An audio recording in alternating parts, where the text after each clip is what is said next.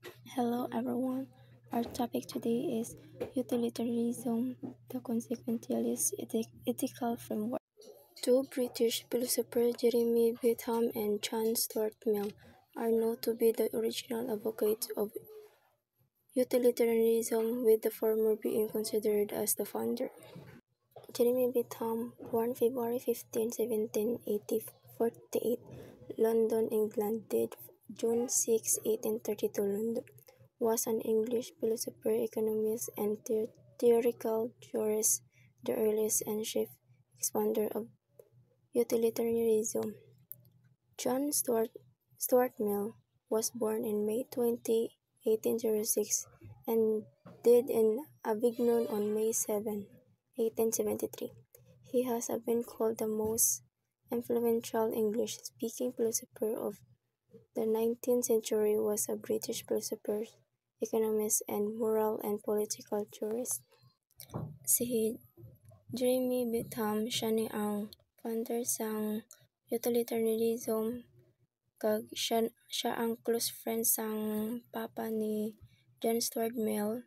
Amo na nga gin-popularize ni John Stuart Mill ang utilitarianism, kay nakasubaybay ni siya sa life ni Jeremy Bentham tungod sang iyang papa. Hello everyone, I am the second reporter. My name is Laimi Filioni and my report is all about nature of utilitarianism framework. The utilitarianism framework is an ethical theory that focuses on the result or consequences of an action. It says that an action is right if it produces the greatest happiness or benefit for the greatest number of people.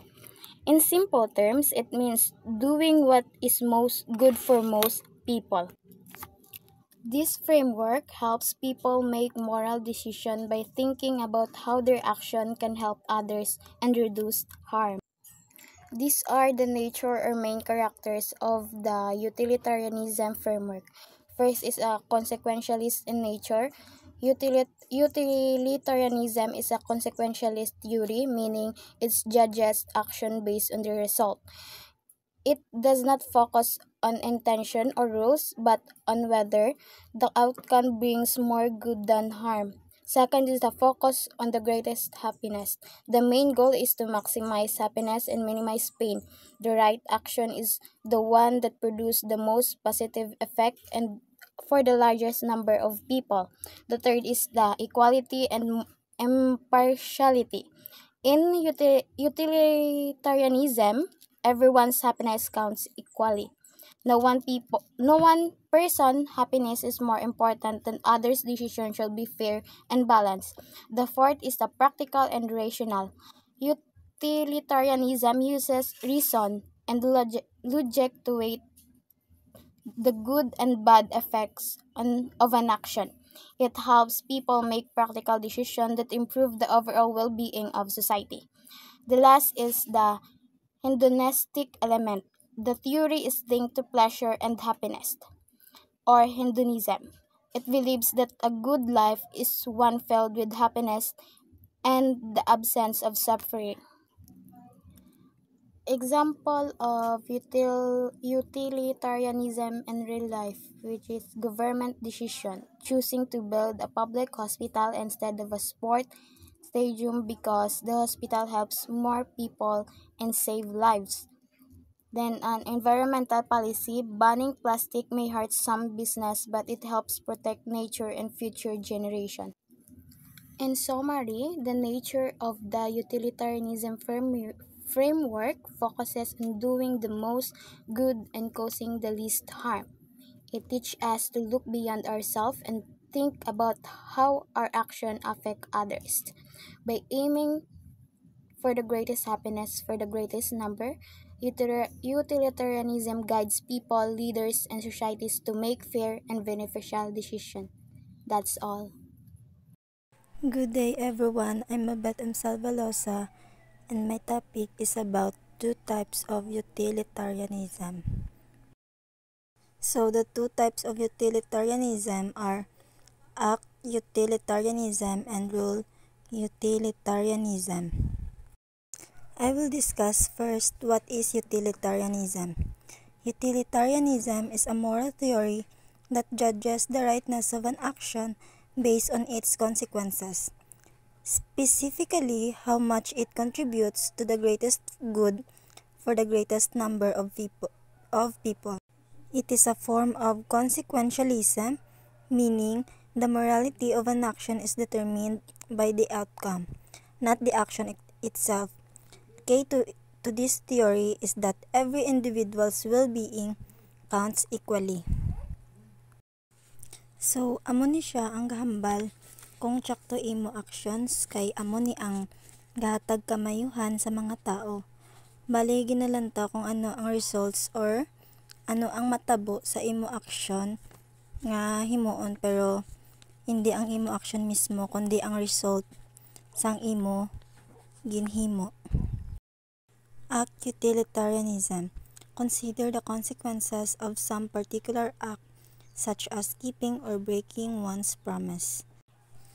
Ang act utilitarianism amo ni siya ang nagatudlo nga dapat ginatunantawon ang results sang kada actions ta. If made ta decision if ano himuon, dapat paminsaron ta gid kung ano ang matabo if himuon ta ni. Sample, kung mag-promise tabi sa aton friend tapos ano ang matabo if matuman ta ang aton promise kag ano naman ang matabo kung hindi. Diba masakitan siya or malipay, duwa lang na ang result amo na sa. Dapat mas pilion ta ang actions nga makahatag sang happiness sa isa ka tawo or sa aton friend nga tagaan ta sang promise. Act utilitarianism is a moral theory that judges the rightness of an action based on its consequences, stating that the most moral action is the one that produces the greatest good for the greatest number of people. It evaluates each individual situation on its own merits, rather than relying on pre-established rules to maximize overall happiness and minimize suffering. In simple terms, in each situation, look at the results of your action. The best action is the one that brings the most happiness and at least amount of suffering. For example, in a situation where giving a homeless person money would create more happiness than buying a movie ticket, an act utilitarian would give the money to the homeless person. So, naman niya kung ang pagbulig sa iban makahatag sang mas dako nga happiness kesa sa imo kaugalingon nga kalipayan, mas pilion mo gid ang pagbulig sa iban nga gakinahanglan, like sa homeless person. Next is the rule utilitarianism. Consider the consequences of some practice or rule behavior, for example, the practice or promise keeping or promise breaking. So, ang rule utilitarianism is naman niya imbis nga ang action ng imo lantawon, paminsaron mo ya kung ano ang matabo kung sundon mo ang isa ka rule or layi nga sa tanan nga oras, kag kung ano ang mga consequences or possible nga matabo kung sundon mo or hindi. Rule utilitarianism is a moral theory that determines the rightness of an action based on whether it follows a rule that, when generally followed, produces the greatest overall good for the greatest number of people.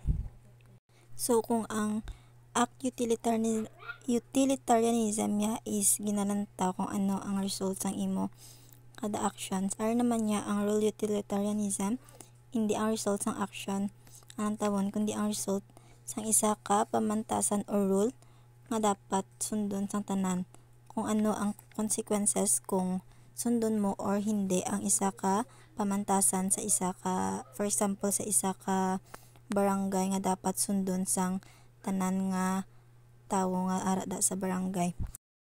Example, a rule utilitarian would not lie to save a friend from embarrassment because while the single act might seem beneficial, the general rule of do not lie is crucial for maintaining trust and a functional society over the long term. Kay kung kisa di ba gabinutig ta para lang hindi ta mahuyan, pero bisan nga ang pagbinutig daw makabulig sa isa ka situation, ang role nga hindi magbinutig ang mas importante para sa kamayohan sang tanan sa ulihi. Ang pagsunod ta sa role is makahatag more happiness kag katawhayan, kay di ba ang nagsugid ka sang tuod wala ka nagbinutig, so mas matawhay kay wala ka sang may ginatago, daw tawhay imo konsensya kag hindi ka maminsar sang daw hindi ka makonsensya kay nagbinutig ka kag wala mo ginsunod ang rule. And that's all. Thank you so much, everyone. Everyone, I am Carabel Barona. I am the last reporter to be discussed with our last topic, which is Consequentialist Ethics Framework. The consequentialist framework is an ethical theory that evaluates the morality of action based on their outcomes or consequences. In simple terms, an action is considered morally right if it leads to the best possible result. The concept of consequentialist is napakasimple lang kung aton paminsaron, pero powerful ni siya gali. It's because ang tama o mali sang isa ka aksyon is nakabase sa resulta o iya nga epekto. In other words, kung ang isa ka action is nagahatag sa maayo o positive effect, pwede naton siyang mahambal nga moral o tama. Kung malain naman ang epekto sini siya naman ay mali o hindi siya moral. So there are core principles of consequentialist framework. Number 1 is focus on outcomes.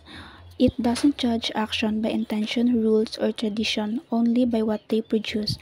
So focus on outcomes is the focus of this is the result of an action and not the intentions behind it. Next is impartiality. Every individual's happiness is considered equally and no one's well-being is prioritized over another's. So in impartiality, diri naman niya everyone's is considered equally and fair, wala sang mas labaw ang isa sang sa isa. Next is maximizing good. The morally right choice is the one that produces the most overall good, which can be defined in various ways such as happiness or pleasure. So in maximizing good, the morally right choice mas nagaproduce pagid siya or nagahatag siya sang mas damo nga kaayuhan sa mas nakadamo man. So I have here an example of consequentialist framework. An example is a doctor has one dose of life-saving medicine and 5 patients who each need it to survive. Suddenly, a new patient arrives who needs the entire dose to survive. The doctor must decide whether it is option A, give the full dose to the one patient, saving one life, or option B, split the dose among the 5 patients, saving all 5. So, a consequentialist would argue that option B is morally better because it leads to the greatest overall good, saving 5 lives instead of 1. So, the question is, this example is also fits in the consequentialist framework. So, let's answer this.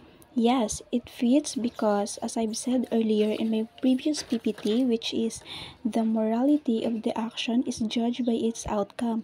So based on an example, when the doctor decide the option B, so it's clear na nga wala siya ginbase sa rules or sa duty mo sa bilang isa ka doktor, but on maximizing positive consequences sa mas nakadamo nga mas damo ang mas maka-benefit.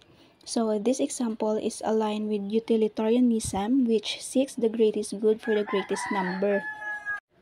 So I have also here one example para mas makuha nyo pagid ang concepts ng consequentialist framework. So imagine you see someone drowning, you jump in to save them even though it breaks a rule like trespassing on a private property or nag-swimming ka mo, nag-outing. So a consequentialist would say your action is morally right because it saved a life, which is good outcome. This framework is foundation of utilitarianism, which aims to maximize happiness or minimize suffering for the greatest number of people. So syempre mas pilion mo nga ma-break mo ang rules para ma-save ang lives sang mas nagakinahanglan. Amo naman na ang concept sang consequentialist framework. So let's read the thinkers behind theory, the Bentham and Mill. So Jeremy Bentham, he is a founder of utilitarianism. He also believed that the best action is the one that brings the most pleasure and least pain. He also introduced the idea of greatest happiness for the greatest number. Ayon naman sa kanya o hambal niya, ang tama ay ang isa ka aksyon nga nagadala o nagahatag sa pinakadamo nga kalipayan sa damo nga tawo. Then gingamit niya man also ang concept nga pleasure and pain. Kung mas malipayon gali ang resulta, mas tama pa gali ang isa naton ka aksyon o desisyon. So I have here an example of Bentham theory. For example, kung may 5 ka katawo nga mabuligan sa aksyon or sa imo simple lang nga action, then mas maayo, di ba? Kaysa naman magbulig ka sa isa lang. So, amo naman na ang example sang Bentham theory ni Jeremy Bentham. So, next is the Mill's theory. So, John Stuart Mill also expanded the Bentham's idea. He also emphasized the quality of happiness, not just quantity. He also believed that intellectual and moral pleasure are more valuable than physical ones.